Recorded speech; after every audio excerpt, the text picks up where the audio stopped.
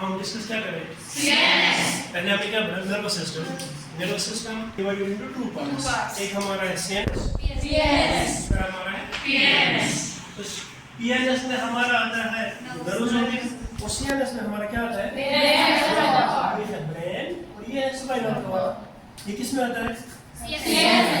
CNS। ठीक।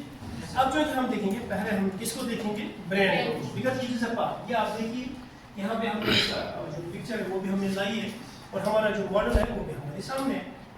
तो जो ब्रेन है it is a part of what? CNS। ठीक है। आपके सामने ये मॉडल है, it is a model of the brain आपके सामने। First of all it has been divided into two parts, hemispheres. एक इसका राइट हेमिस्फीयर है, दैट इज लेफ्ट हेमिस्फीयर। कितना समझ आया? Yes sir. Brain it has been divided into three parts. कितने parts में डिवाइड किया? जिसको हम बोलते हैं फोर ब्रेन,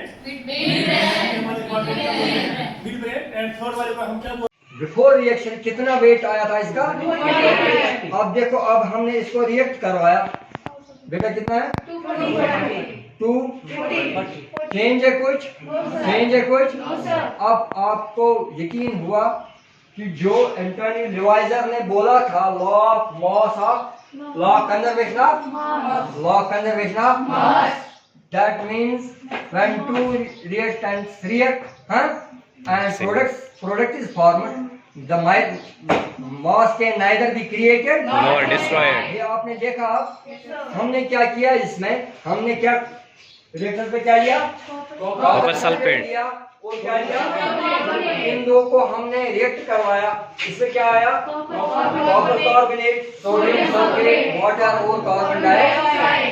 तो ये चीजें बनी, यानी रिएक्शन यहाँ पे हुई, दो चीजें मिला के एक नई चीज बन गई। क्या पढ़ रहे हैं आप? Reproduction simply means to produce offspring. Okay? To produce offspring for continuity of species. ठीक है ना? For example, we are human beings. हम इंसान हैं। तो हमारी जो रेस या हमारी जो स्पीशीज को कंटिन्यूअसली करने के लिए एक there is a natural process जिसको हम कहते हैं रिप्रोडक्शन। इसी तरह से जितने भी एनिमल्स हैं, जो भी स्पीशीज है दुनिया में, चाहे वो if we take the example of cattle, हमारे घर में माल मवेशी है, फॉर इंस्टेंस अगर सिंस गरसमस गाय और बैल है, तो उनकी जो नस्ल को कंटिन्यूअसली करने के लिए वो भी एक प्रोसेस के जरिए, एक नेचुरल प्रोसेस होता है जिसको हम रिप्रोडक्शन कहते हैं। अगर हम देखेंगे, जब when ox and the cow when they do mating, तभी एक नया बछड़ा पैदा होता है जो बिल्कुल उसी स्पीशीज से बिलोंग करता है जिस स्पीशीज से काउ बिलोंग करती है या जिस स्पीशीज से ऑक्स बिलोंग करता है। इसी तरह हम किसी भी जानवर को अगर हम देखें, फॉर एग्जांपल अगर हम शीप को बोलते हैं मेल रिप्रोडक्टिव सिस्टम। अब मैंने देखिए TLM का यूज किया है यहाँ पे आपको ये समझाने के लिए कि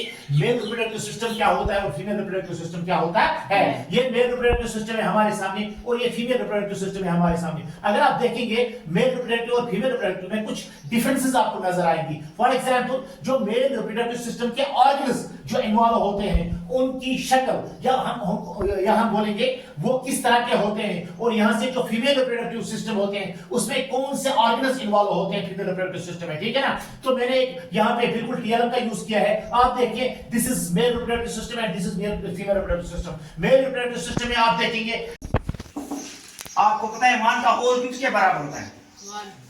देखो यहाँ पर ये सुई हम जो है ये यहाँ पर रखेंगे, देख लो 1 का होल क्यूब किसके इक्वल है? यहाँ पर हमने लिखा है 1। 2 का होल क्यूब किसके बराबर है? ऐसे। 3 का होल क्यूब 4 का होल क्यूब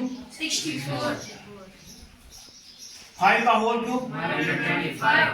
इसी तरीके से आप सुई हम यहाँ पर 6 के ऊपर लगेंगे, 6 का होल क्यूब 216। इसी तरीके से 7 का होल क्यूब